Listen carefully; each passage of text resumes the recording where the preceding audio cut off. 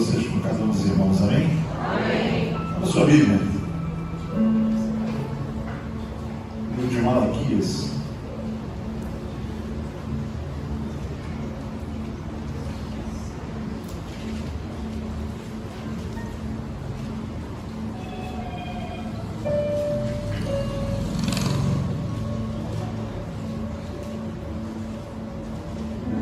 Capítulo de número 3.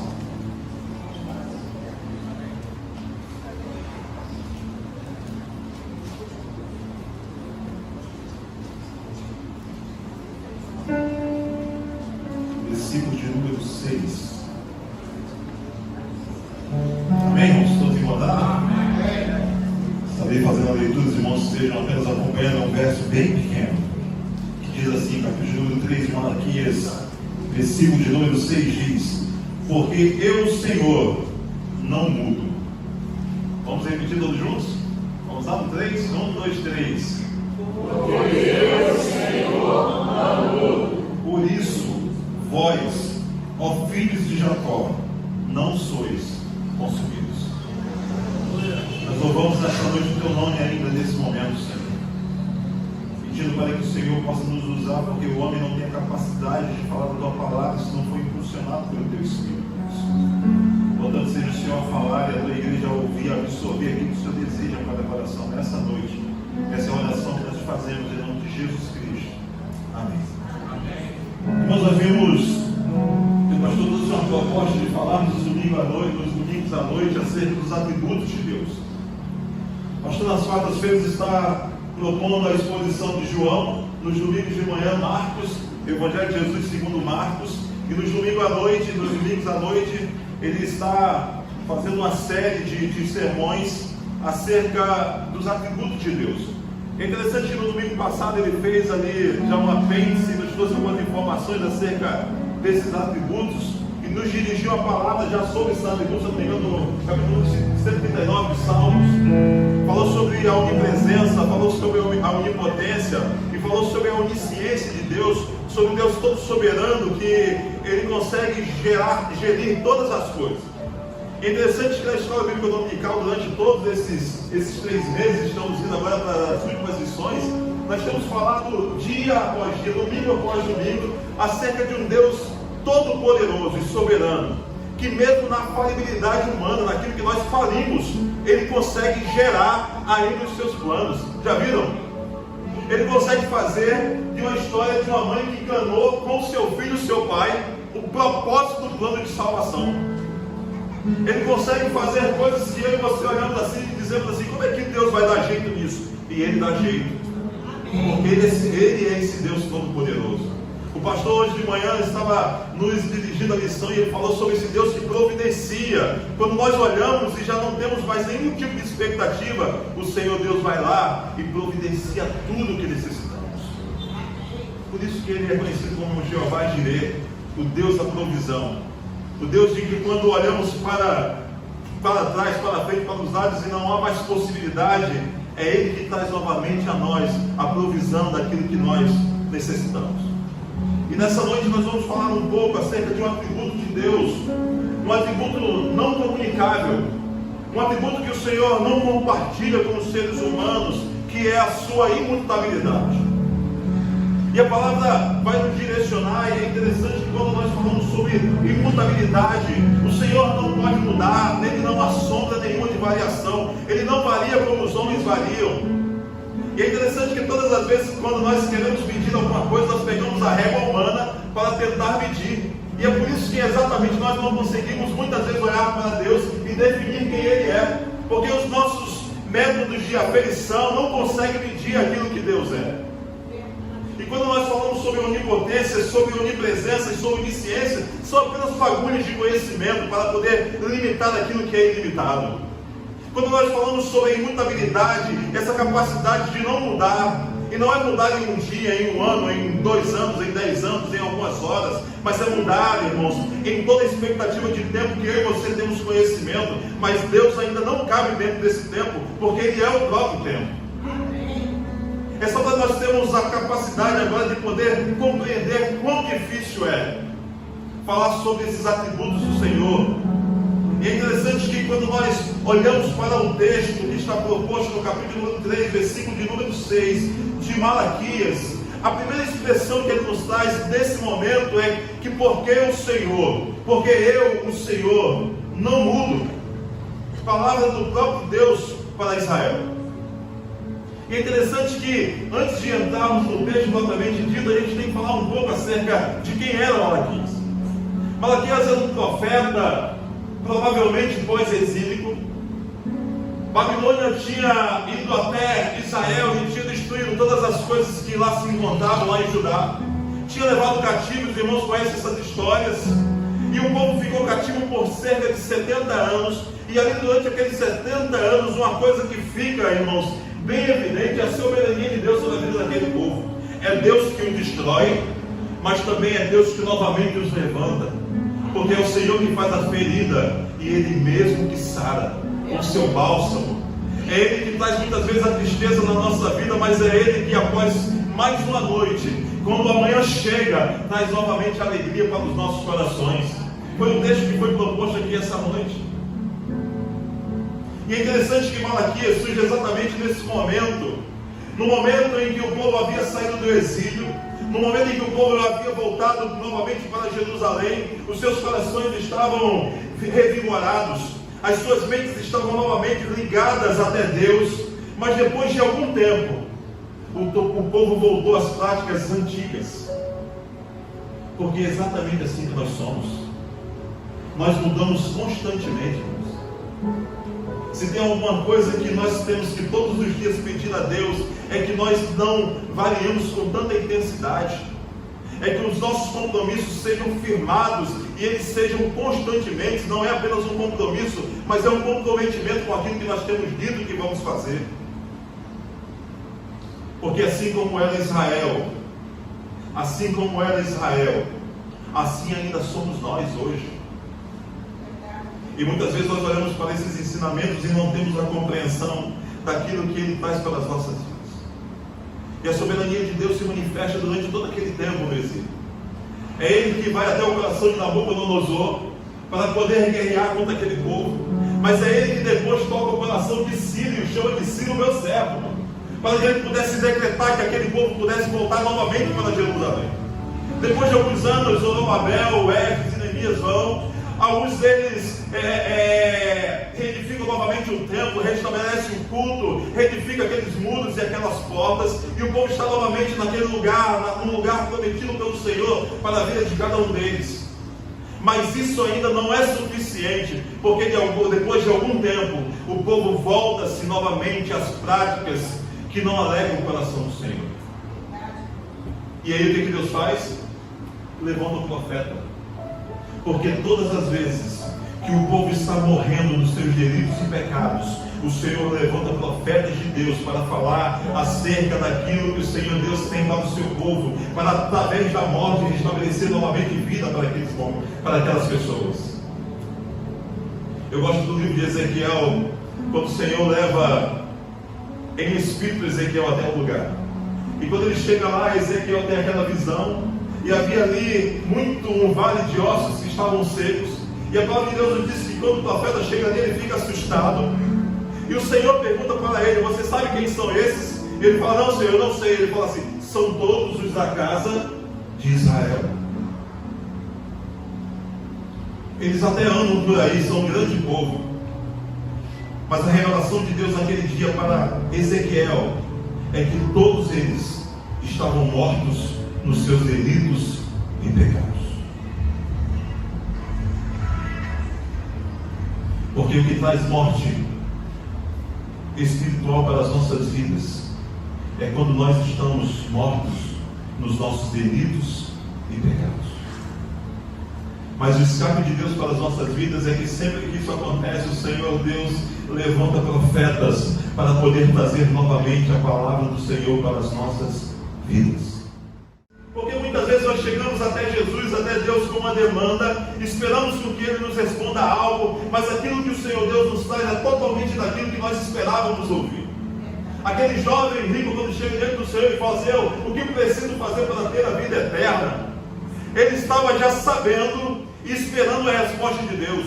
Quando o Senhor pergunta: o que é que você tem feito desde a tua infância? Ele diz: Senhor, eu tenho guardado todos os mandamentos. Eu sou alguém ético e moralmente perfeito. Mas o Senhor sabia aquilo que estava dentro do seu coração, porque às vezes as nossas palavras não traduzem aquilo que de fato existe dentro do ser, onde eu e você não podemos enxergar. Mas Deus, quando fala conosco, irmãos, sabe para onde Ele olha? Para o mais profundo do nosso ser. Ele esquadrinha aquilo que ninguém mais pode ver. Ele atinge onde ninguém mais pode atingir. E Ele, quando nos olha, Ele estuda todas as coisas e vê exatamente aquilo que nós somos. É por isso que as palavras do profeta naqueles dias não são palavras agradáveis. Antes, se os irmãos lerem no capítulo 1, versículo número 1 de Malaquias, vai dizer assim, sentença pronunciada pelo Senhor contra Israel, por intermédio de Malaquias. Era uma palavra de sentença, era uma palavra de julgamento, era uma palavra que ia mostrar para cada um daquele povo de onde eles haviam saído e aquilo que eram as suas práticas naquele momento. Era uma palavra que ia deixar evidente aquilo que Israel havia se tornado. Era uma palavra que não iria confortar, mas que antes iria confrontar cada um daqueles que ali se encontravam. Para que através do confronto houvesse arrependimento de pecados, e após o arrependimento de pecados houvesse a remissão de pecados, que só pode vir por intermédio do nosso Senhor e Salvador Jesus Cristo. Às vezes nós não queremos ser confrontados, às vezes nós só queremos ser confortados, mas eu queria te dizer que no conforto não há arrependimento. É por isso que a palavra de Deus geralmente nos confronta, para que nós possamos saber de fato quem nós somos, para que eu e você possamos parar de olhar para o lado e comecemos a olhar novamente para dentro de nós mesmos. Lembra de Isaías? Quando estava diante do Senhor Deus Todo-Poderoso, ele não falou mais assim, ai de vós, mas ele falou assim, ai de mim que vou perecendo. Não dá tempo de olhar para ninguém, só dá tempo de olhar para mim.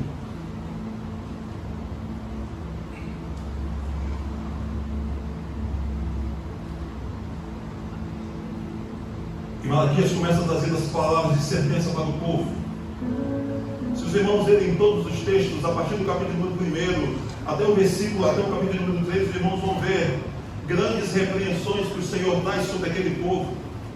Deus repreende os sacerdotes, Deus repreende aquele povo pelas suas práticas, segundo o casamento e os relacionamentos conjugais que eles estavam tendo. Deus pergunta para aquele povo por que eles estão diante do Senhor Deus Todo-Poderoso de qualquer forma. Por que os sacrifícios que eles estão rendendo ao Senhor não são sacrifícios puros, mas são sacrifícios imundos. E é interessante que, se os irmãos lerem os textos, eles estão em todo o tempo retrucando com o Senhor. Eles não observam aquilo que está sendo dito, mas antes colocam desculpas diante do Senhor. E assim também somos nós. Assim também somos nós, muitas vezes, quando somos confrontados com o Senhor, nós não queremos a repreensão do Senhor, não queremos a sua disciplina, mas a palavra de Deus nos diz que Deus disciplina todos quanto ama. A disciplina não é algo que vem para nos destruir, mas é algo que vem para nos trazer vida. Quando nós disciplinamos o nosso filho, não é para a morte, mas é para a vida. É para que eles aprendam e saibam como um cristão deve se comportar. Não é assim? Eu lembro do Mateus, irmãos, quando eu chegava na casa do Mateus era pequenininho, pendurado lá naquela de uma janela que eu tinha de ferro. Ele só vivia pendurado, não sei porquê, na grade. Hoje é um jovem agradecendo ao Senhor pelas bênçãos que o Senhor tem derramado sobre a sua vida. Mas eu tenho certeza que o pai teve que suar bastante para poder ensiná-lo, e eram exatamente essas as palavras de Malaquias para a vida daquele povo. E ao olharmos o capítulo número 2, o castigo de Deus sobre a vida dos sacerdotes, chegamos até o capítulo número 3, e no versículo de número 3, desculpa, irmãos, no versículo de número 6, Malaquias começa a falar algo interessante, e que esse é um dos atributos que nós queremos aqui nessa noite falar um pouco acerca da pessoa de Deus. E nós já conversamos e falamos aqui no início que Deus não muda. Tiago, capítulo número 1, versículo número 17, vai dizer que além dele não mudar, nele não há qualquer tipo de sombra de variação, ele não varia. Desde os tempos dos primórdios, ele sempre foi o mesmo Deus. E eu falei para os irmãos que muitas vezes nós não conseguimos medi-lo, porque nós queremos medir com a nossa própria régua, porque nós queremos medir com os nossos próprios elementos de aferição, mas Deus não pode ser medido dessa forma, porque Ele, antes que houvesse dia, Ele já era. Antes que nós pensássemos qualquer coisa, o Senhor Deus já era tudo em todos, já era tudo na nossa vida, e Ele sempre será. Ele não muda porque Ele é o Deus Todo-Poderoso. Ele não muda porque Ele é o Deus da provisão. Ele não muda porque Ele é o Deus onipresente, onipotente, onisciente. É interessante que todos esses atributos, eu ia perguntar isso para o pastor e não perguntei, mas são no momento de culto, todos esses atributos só existem por causa da imutabilidade. Deus não era todo-poderoso ontem, Ele é todo-poderoso hoje. E será todo poderoso eternamente, porque Deus não muda. Ele não conhecia todas as coisas no princípio das coisas. Ele não conhece todas as coisas apenas agora nesse momento, mas Deus sempre conhecerá todas as coisas, porque Ele não muda.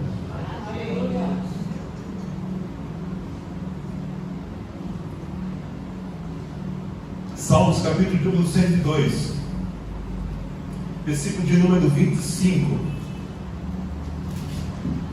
a 27, é um texto bastante fiel para que nós possamos pensar um pouco acerca de Deus.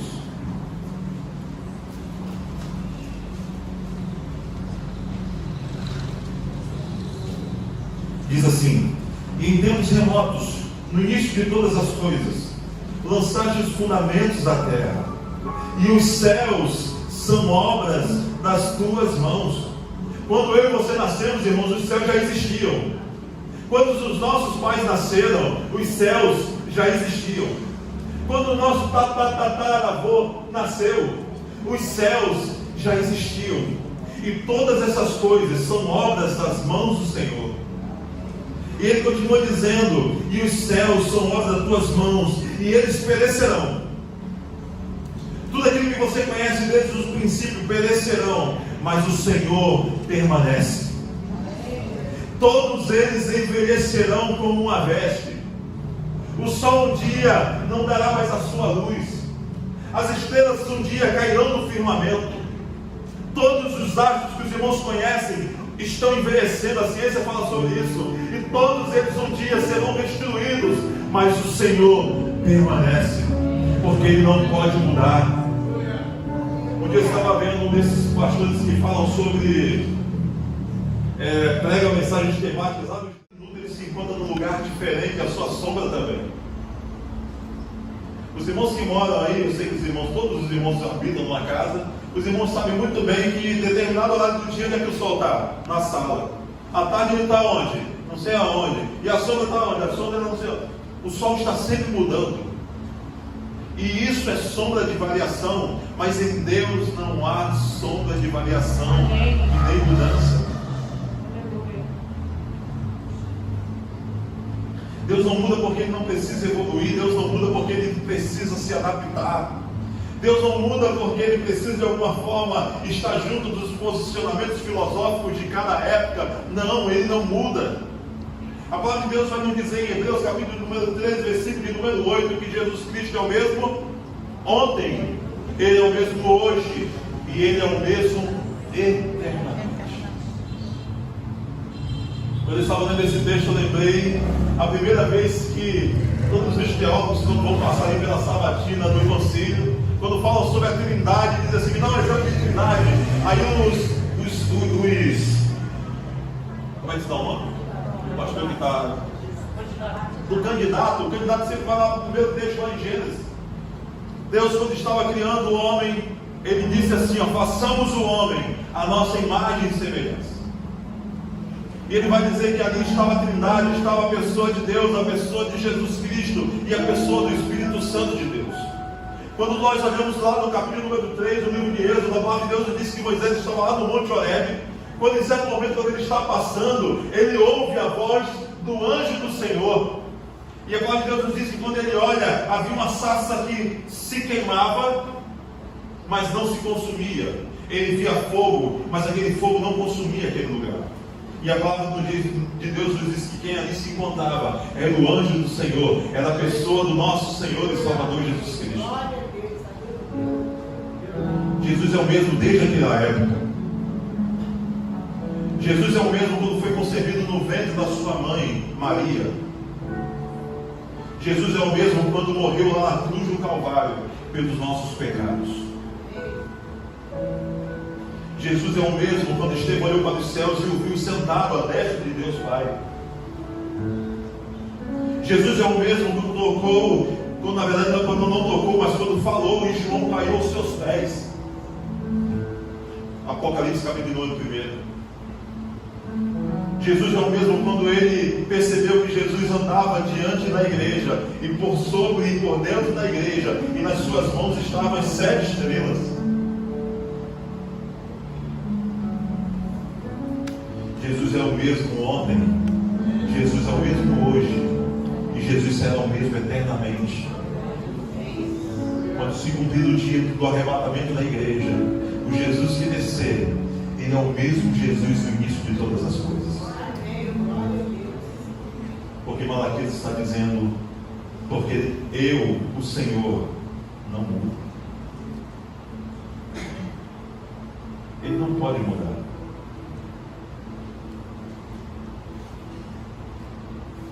Eu estava lendo um pouco da teologia pactual, e no livro de teologia pactual ele fala sobre os pactos que Deus faz com a humanidade. Nós falamos um pouco sobre isso nas lições do trimestre passado. Eu lembro que lá naqueles dias eu fiz um comentário que em todo pacto que Deus exerceu com a humanidade, esse pacto sempre foi unilateral. O homem estava presente, mas ele não assina nada. Sabe por quê? Porque ele não cumpre o que ele assina. É assim ou não é, Gelavina? Ele não cumpre, irmãos, o que ele assina. Então ele dizia assim, eis que hoje faço comigo e contigo uma aliança, mas não é você que faz comigo, porque você não tem como cumprir essa aliança. Mas eu, Senhor, não mudo. Eu posso cumprir essa aliança. Aleluia. É por isso que quem cumpre a aliança com Deus, o sacrifício de Jesus, é o próprio Deus. Porque todos os homens falharam. Até que o próprio Deus enviou o seu Filho unigênito para poder dar a vida por cada um de nós. Porque só quem poderia cumprir naquele dia aquele sacrifício era o próprio Deus. Aleluia. Glória a Deus. Porque Ele não muda e nele não há sombra de variação.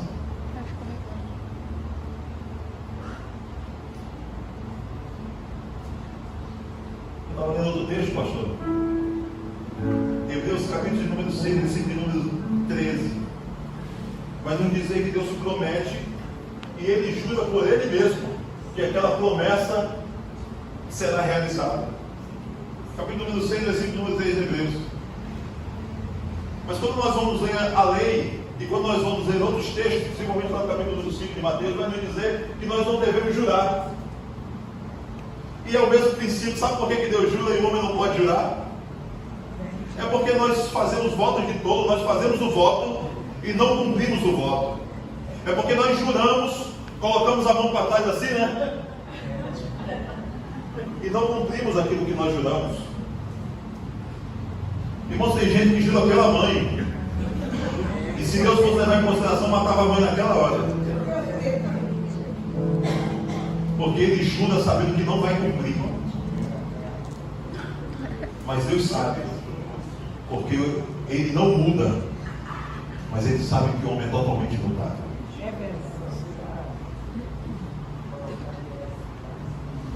Eu queria só terminar falando acerca desse texto. Malaquias capítulo número 3.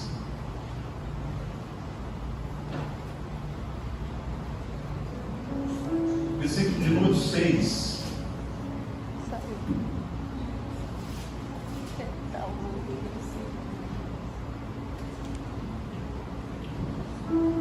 Mas nos diz assim: porque eu, Senhor, não mudo, por isso vós, ó filhos de Jacó.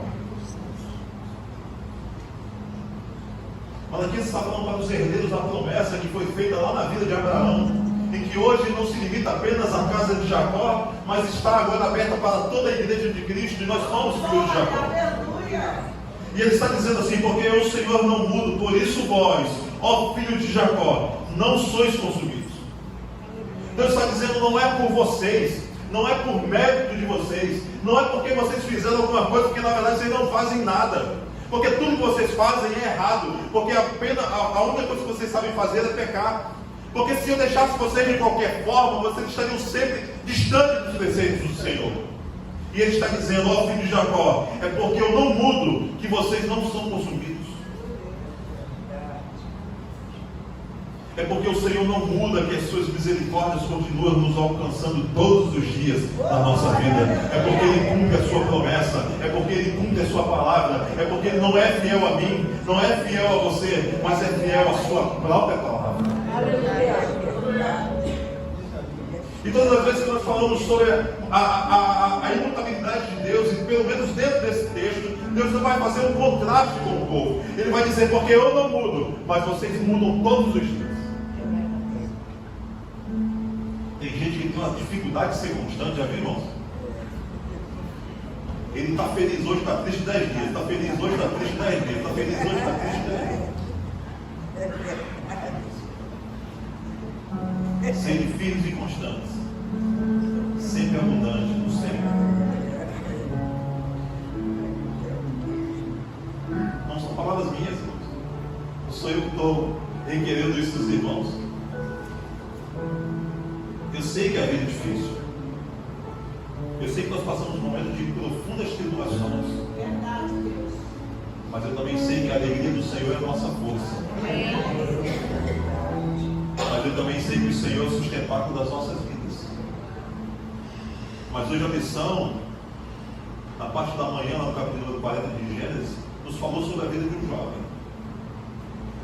Pelo menos 3 anos preso. Porque depois que o copeiro teve a visão, os sonhos, a palavra de Deus nos diz que ele foi e ficou mais 2 anos na casa de Faraó, até que ele lembrasse de José. 2 anos mais algum tempo, sei lá, 3 anos. Reclamou? Murmurou? Sabe por quê? Porque ele sabia quem o sustentava. Porque José sabia que o Senhor estava com ele. Porque Potifar, quando olhou pela primeira vez dentro da sua casa trabalhando, disse assim: o Senhor é com ele. Oh, glória, coisa linda.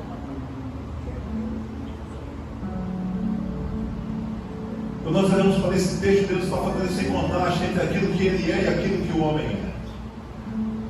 Deus não muda, mas a sua criatura, aqueles homens que ele fez, eles estão em processo contínuo de mudança e de variação. Às vezes varia, irmãos, de uma hora para outra. Não precisa de um dia nem 2, não. Às vezes é de um momento para outro. Já há mudança. E ele diz assim: ó, desde os dias dos vossos pais vos desviaste dos meus estatutos e não os guardastes.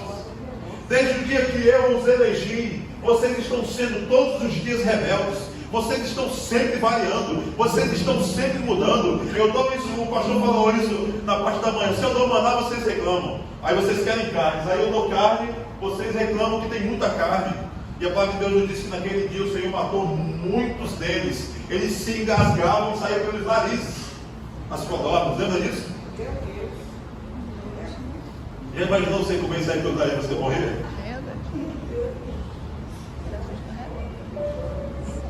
Mas isso acontece com quem murmura, acontece ou não acontece? E o Senhor está dizendo: desde o dia dos vossos pais vos desviaste dos meus estatutos e não os guardastes. Lembra dos Estevão, quando estava diante do Sinédrio, foi essa palavra que ele trouxe. Os vossos pais já endureciam os corações deles. Vocês hoje são apenas espelhos do que eles eram. E nós hoje somos espelhos do que aquele povo era. E é por isso que todos os dias o Senhor tem levantado profetas para poder trazer a palavra do Senhor, para encontrar novamente vida em nossos corações.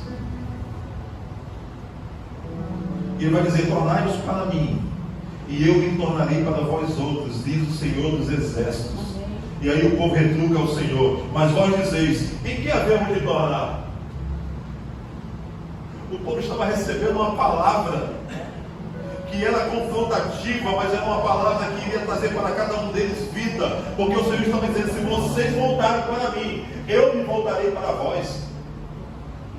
E o povo está dizendo assim: mas em que havemos de tornar, se nós nunca saímos daqui? Lembra do texto da parte da manhã do pastor? O diabo estava lá todo sábado na sinagoga.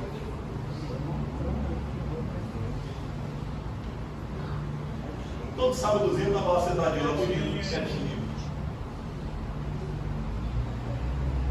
E ele entra num texto que nós sempre nos utilizamos aqui, os diáconos gostam muito desse texto, né? E o Elson utilizou 2 Coríntios. Mas Deus estava lá confrontando aqueles homens, dizendo assim: roubará o homem a Deus? E o próprio Deus está respondendo: todavia vós me roubais e dizeis: em que te roubamos? E o Senhor responde: nos dízimos e nas ofertas. Irmãos, essa não é a coisa mais importante não na casa do Senhor, os dízimos e as ofertas não.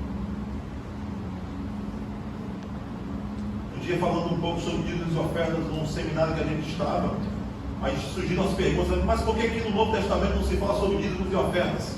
E aí a resposta de quem estava trazendo aquele estudo disse assim: não havia necessidade, as pessoas já sabiam, era algo natural. Era ao contrário, os judeus diziam assim: nós damos mais do que o dízimo, nós damos o dízimo do hortelã, do cominho, do endo, e faziam uma relação do que ele dava de dízimo, nem precisava daquilo tudo, mas eles davam muito mais do que o dízimo.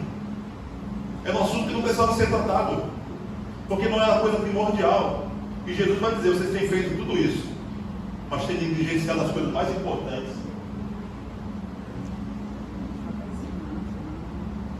Isso só para os irmãos saberem que essa não é a parte mais importante, não é essa a questão mais importante. Mas o Senhor está dizendo que eles estavam negligenciando aquilo que era tão pequeno. Devolver ao Senhor uma parte daquilo que o Senhor já nos deu tanto todos os anos, todos os dias. E ele diz assim: com maldição sois amaldiçoados, porque a mim me roubais, vós, a nação toda. Trazei todos os dízimos à casa do tesouro, para que haja mantimento na minha casa, e provai nisto, diz o Senhor dos Exércitos, se eu não vos abrir as janelas dos céus e não derramar sobre vós bênçãos sem medida. Por vossa causa repreenderei o devorador, para que vos não consuma o fruto da terra. A nossa vida no campo não será estéril, diz o Senhor dos Exércitos. 12. Todas as nações vos chamarão felizes, porque vós sereis uma terra deleitosa, diz o Senhor dos Exércitos. Qual que é o segredo, irmãos? O segredo para aqueles que estão distantes do Senhor é se voltar para o Senhor hoje, nessa noite. Qual o segredo para aqueles que estão caminhando em caminhos que são tortuosos? E nós sabemos que se o nosso coração for o nosso guia, nós estaremos todos os dias fadados ao fracasso e à morte. Porque muitas vezes esses caminhos parecem bons aos nossos olhos, à nossa mente, ao nosso coração, mas nós sabemos o que Provérbios fala sobre o fim deles.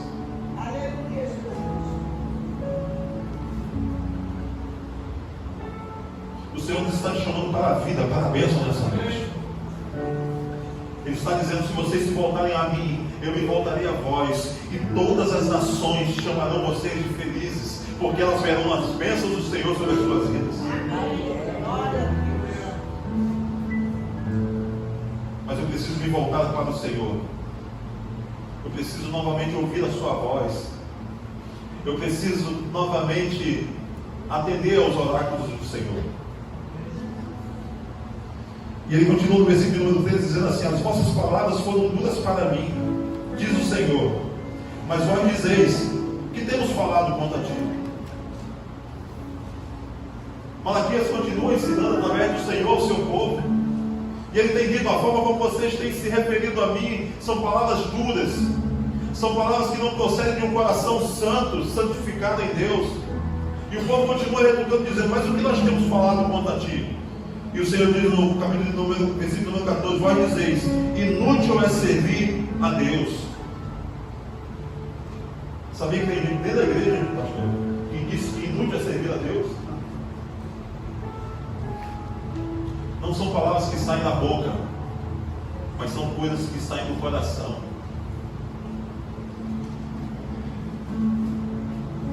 Quando eu estou aqui dia após dia, mas não quero ter um comprometimento com o Senhor, eu estou dizendo assim: ó, inútil é servir ao Senhor.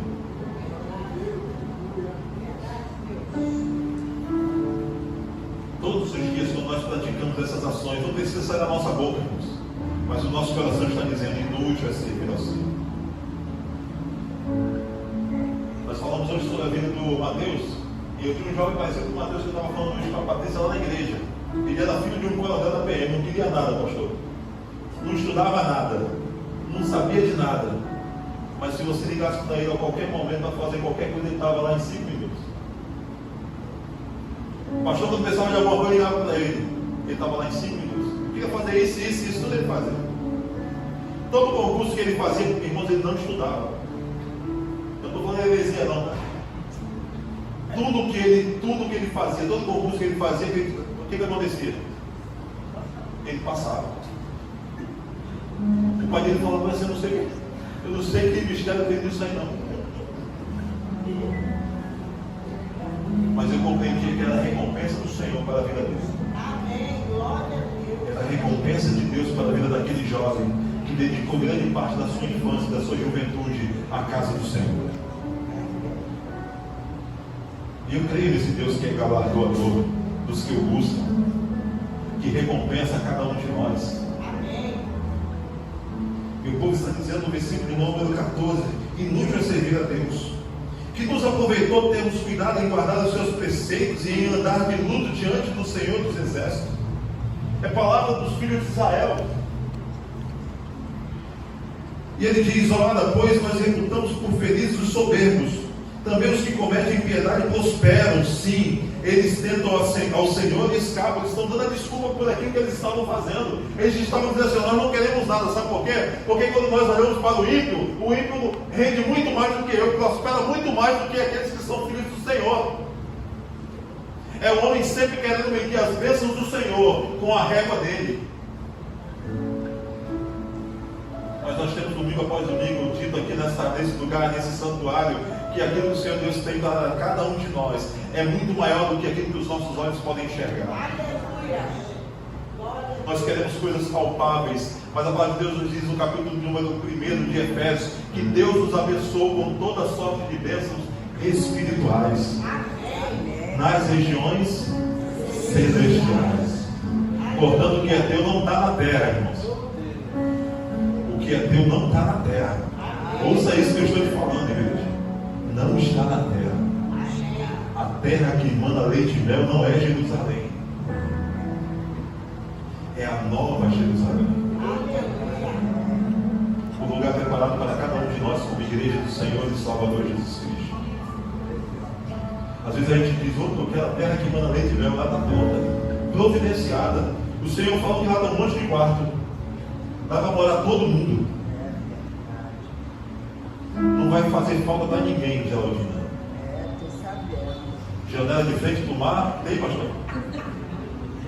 Estou sabendo. Então os que temiam o Senhor falavam uns aos outros, o Senhor atentava e ouvia. Havia um memorial escrito diante dele para os que temem o Senhor e para os que se lembram do seu nome. Versículo 17: eles serão para mim particular tesouro. Olha o que o Senhor Deus está dizendo para cada um de nós nessa noite. Aquele Deus que não muda. Eles serão para mim particular tesouro. Naquele dia prepararei, diz o Senhor dos Exércitos, poupá-los-ei como um homem poupa a seu filho que o serve. É a promessa de Deus para as nossas vidas. E ele finaliza no versículo número 18, dizendo: então vereis outra vez a diferença entre o justo e o perverso, entre o que serve a Deus e o que não serve.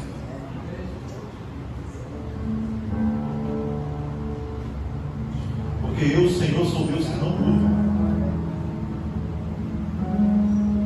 É exatamente esse contraste, irmãos, que deve revelar aquilo que de fato nós somos e aquilo que nós precisamos. Nós precisamos dessas misericórdias todos os dias. Porque se eu olhar para dentro de mim mesmo, assim como o louvor que nós cantamos, ele estava falando para o Daniel, ele estava falando para mim, essa música, se olhar para dentro de mim, nada encontrarás de bom, é verdade, não tem. Não tem nada de bom dentro de nós mesmos. Se não for o Espírito de Deus a nos transformar, a tirar o coração de pedra e colocar um de carne, nós estamos fadados ao fracasso. Mas o Senhor nos chama essa noite para nos voltarmos a Ele. O Senhor nos chama essa noite para poder novamente voltar aos seus caminhos. O Senhor nos chama essa noite, a cada um de nós como igreja do Senhor, a compreendermos que Ele é o Deus imutável, que Ele é o Deus todo-poderoso, que Ele é o Deus onipotente, onipresente, onisciente, e que Ele nos ama. Porque Ele não pode negar a sua própria palavra. Porque Ele enviou o seu Filho Jesus Cristo. E a palavra de Deus nos diz no capítulo número 3, versículo número 16, porque Deus amou o mundo. Essa palavra é irrevogável. Porque todas as palavras do Senhor são irrevogáveis. Ele nos amou para nos dar a vida eterna, mas aqueles que creem verdadeiramente no nome do seu Filho. Portanto, é exatamente isso que nós precisamos essa noite. E é isso que a palavra de Deus tem a nos ensinar cada dia. E essa é a proposta daquilo que nós acabamos de falar para a vida da igreja nessa noite. Eu agradeço a oportunidade, pastor, em nome de Cristo Jesus.